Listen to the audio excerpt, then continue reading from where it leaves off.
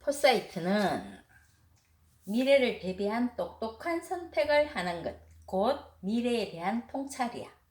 포사이트를 실천한다는 것은 우리 앞에 놓인 것들에 대해서 우리가 알고 있는 사안들을 평가하고 단지 현재의 우리뿐 아니라 미래의 우리를 위해서도 최상의 선택을 하는 것이라고 해. 이것은 내일 비가 온다는 것을 알고 있다는 것과 우산을 준비한다는 것의 차이. 하지만 미래로 미루어진 보상을 위해서 현재를 희생하는 것이 어렵고 현재의 사치가 미래의 재앙이 될 수 있더라도 이 사치를 탐닉하기가 엄청 쉽다는 것이야. 그래서 어쩔 수 없어 보이는 운명도 따지고 보면 그 운명을 선택한 결과일 뿐이라는 것이야. 저자는 우리가 살고 있는 이 시대를 무모하고 경솔한 시대라고 해. 그럼에도 불구하고 함께 고민해 보자고 하는 것이야. 너나 할 것 없이 우리 모두는 일상생활에서 근시안적인 의사결정을 내리는 것을 숱하게 목격할 수 있는데 우리가 개인적, 집단적으로 갖고 있기는 하지만 미처 개발되지 않은 어떤 힘에 관해서 지금까지 연구한 내용을 공유하자고 해. 우리의 미래를 위기에 몰아넣을 무모하고 경솔한 의사결정이 내려지지 않도록 막는 것. 이것이 이 책을 쓴 궁극적인 목적이라는 것이야.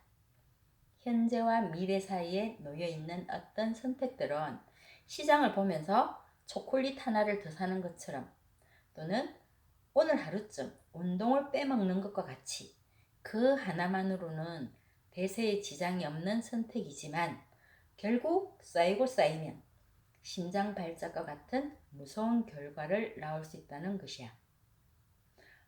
소셜미디어에 무심코 올린 사소한 글 하나가 자신의 경력이나 명성에 영원히 지워지지 않을 상처로 남을 수 있는 것처럼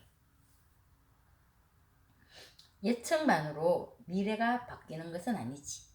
예측이 가치를 가지려면 그 예측을 활용하고 대비해야만 한다는 것이야.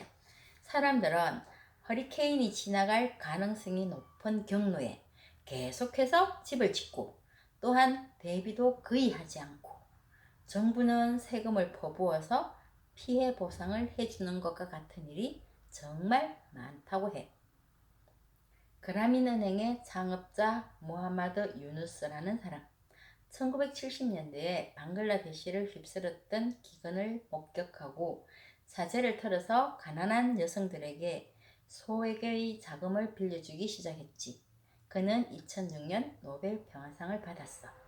이 유누스의 활동을 보고 마하잔이라는 사람, 인도에서 소액 금융시장을 시작했어.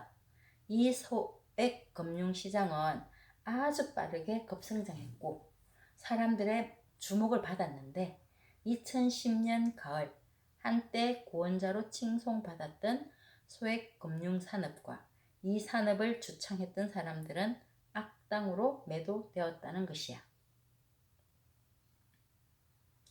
많은 붕괴의 어떤 신호들이 있었음에도 불구하고 97%를 상회하는 부채 상환율과 늘어나는 대출자 뒤에 숨은 현실을 보지 못했다는 것이야.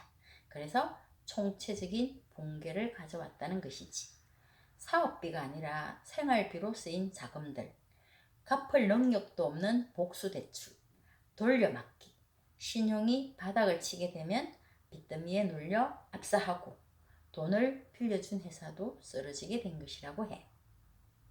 하나의 수치만으로 경솔한 판단을 내린 결과라는 것인데 이 수치 목표의 함정의 또 다른 이야기가 있어. 19세기에 유럽의 고생물학자들이 중국인 농부들을 고용해서 공룡 화석을 발견하면 뼈 한 조각마다 돈을 얼마씩 주겠다고 했다는 것이지. 그런데 농부들은 화석을 발견하면 멀쩡하던 뼈를 일부러 부수어서 가지고 왔다는 것이야. 그리고 예견되었던 뮌헨 올림픽 테러, 1972년 여름의 서독, 전 세계에서 모인 1만 2천 명의 선수들의 임시 주거지 선수촌에서 이스라엘 선수와 코치 12명을 인질로 잡은 테러가 있었지.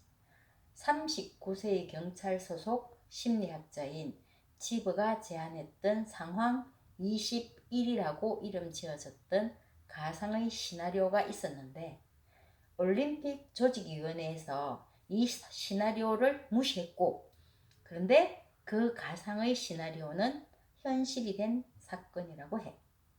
사람들은 미래와 관련해서 자신이 듣고 싶어하는 것들만, 그리고 그것과 일치되는 정보만 받아들이고 그렇지 않은 정보는 걸러내는 경향이 있다는 것이야. 자신의 성공 가능과 수명, 결혼 생활의 지속성에 대해서 과대평가하는 경향, 일종의 현실 부정이라는 것이야. 종종 신의 행동이라고 여겨지는 많은 것들이 사람이 만들어낸 것들이라고 해. 스스로의 잘못된 판단과 행동으로 야기된 많은 문제 앞에서 어떻게 나에게 이런 일이 있느냐고 하나님의 이름을 붙이지 말라고 하네. 현명한 선택을 위한 방법들이야 실행 의도 또는 조건 전술이라는 기법이 있어. 미래에 대해서 갖고 있는 열망을 충족하고자 할 때 맞닥뜨릴 수도 있는 걸림돌들을 미리 예상해 보는 것을 말해.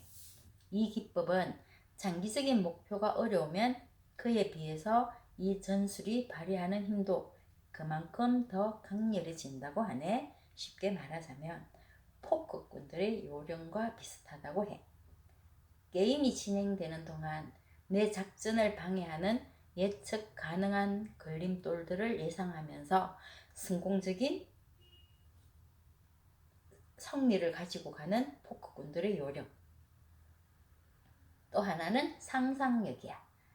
과거와 미래의 요령들 사이에서도 상상력이 힘이라고 해. 자신의 살아있는 미래를 정면으로 제대로 바라보라는 것이야.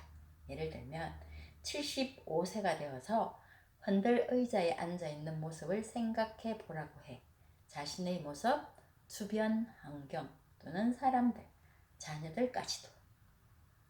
마음의 시간 여행이라는 말도 있어.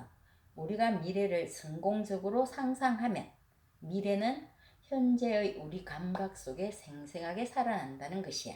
그래서 현재의 우리가 취하는 행동이 달라질 수 있다는 것이지. 나중에 손에 넣을 것을 위해서 지금의 고통을 견딜 수 있는 힘도 되고. 스크루지 영감님이 미래의 유령을 만나서 현실의 삶을 바꾸게 되는 것처럼 우리도 미래를 상상하는 능력을 키우기 위해서 우리 자신의 유령을 찾을 필요가 있다고 해. 지금 이대로 살면 10년 후, 20년 후 내 모습은 상상해 보라고 해. 아주 구체적으로. 때로는 미래 세대가 자신을 어떻게 기억해 주길 바라는지 질문하는 것도 자신의 현재의 의사결정이 현명한 선택을 향하도록 할 수 있다는 것이야. 장기적 목표와 단기적 목표의 차이를 생각할 수 있는 예시가 있어. 뉴욕시의 택시기사를 대상으로 한 연구야. 비가 오는 어느 날에 하루 수익 목표치를 달성한 택시기사는 그런 날은 손님이 더 많아서 더 많은 돈을 벌 수 있음에도 불구하고 몇 시간 일찍 영업을 중단하고 집으로 돌아간다는 것이지.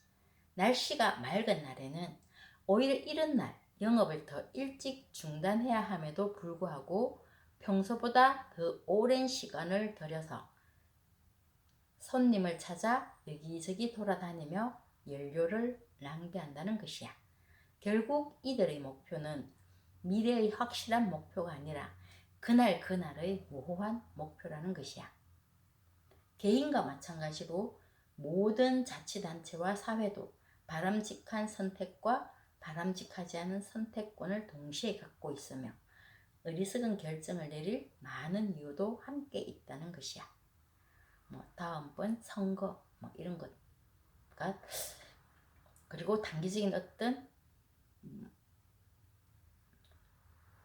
큰 어떤 성과를 낸다는 것, 이런 걸 말하는 것이겠지. 현재는 과거를 정확하게 반복하지 않지만 필연적으로 과거를 닮을 수밖에 없고 미래도 마찬가지라고 해. 그래서 눈 하나로는 역사의 과거를 바라보고 다른 눈 하나로는 미래를 바라본다는 말도 있어. 사회적 할인이라는 말도 있네. 쉽게 말하면 손 안에 있는 새 한 마리가 숲에 있는 두 마리 새보다 낫다는 것이야.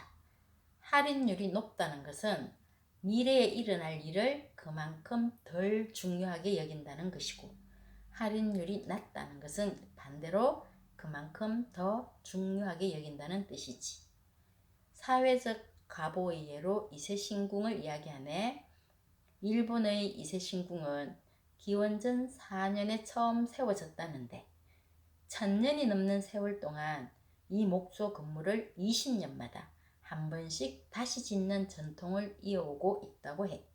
7세기부터 시작된 이 재건축을 식년천궁이라고 부른다는데 기존 건물 옆에 새 건물을 원래와 똑같은 방식으로 짓고 다 지은 뒤에는 기존 건물을 해체하고 거기서 나오는 목재는 다른 신사를 짓는 데 사용한다는 것이야. 위협과 기회를 평가하고 미래를 대비하기 위해서 포사이트를 기르는 방법 5가지를 말하고 있네. 첫째, 단기 목표 너머를 바라보라는 것. 일과 인생의 사소한 부분들에서 눈을 떼고 자주 먼 곳을 바라보는 것과 조직을 작게 유지하는 것이 도움이 된다고 해. 둘째, 상상력을 자극하라는 것. 일정 시간을 할애하여서 미래에 대한 시나리오를 풀어놓고 여러 가지 가능성을 탐색하는 시간이 필요하다는 것이야. 셋째, 즉각적인 보상도 필요하다고 하네. 스스로에게. 넷째, 충동에 휘둘리지 않기. 지연 전술을 구사함으로써 조금이라도 더 나은 포사이트를 가지고 의사결정을 내릴 수 있다는 것이야. 5번째, 더 나은 기관을 만들어라. 사회적 참여도 필요하다는 것이야. 투표, 운동 이런 것을 지지하는 것을 통해서 나와 우리의 더 나은 미래를 위한 현명한 의사결정, 포사이트를 기르는 힘, 결국 장기적 목표와 미래를 생생하게 끌어오는 상상력이라는 것이고, 더할 나위 없이 무모하게 경로를 벗어나고 싶다는 유혹을 강렬하게 느낄 때는 눈을 들어서 먼 곳을 바라볼 수 있기를 바란다고 해. 나만 생각하기도 바쁜 사람들을 위한 아프리카의 다양한 공동체의 관습법이야. 살아있는 모든 사람은 지구에서 잠시 공간을 빌려 쓰다가 떠나가는 세입자들이라는 것이야. 과거에 살았던 사람들과 미래에 살 사람들에게 의무를 다해야 하는 존재라는 것이야. 여기까지. 환경보호, 인류 평화를 외치지 않더라도 내 생활 구석구석 미래 세대를 위한 배려가 있다면, 보다 성숙한 내일의 나를 위한 열망이 있다면 포사이트 근육이 강해지지 않을까 생각해. 안녕.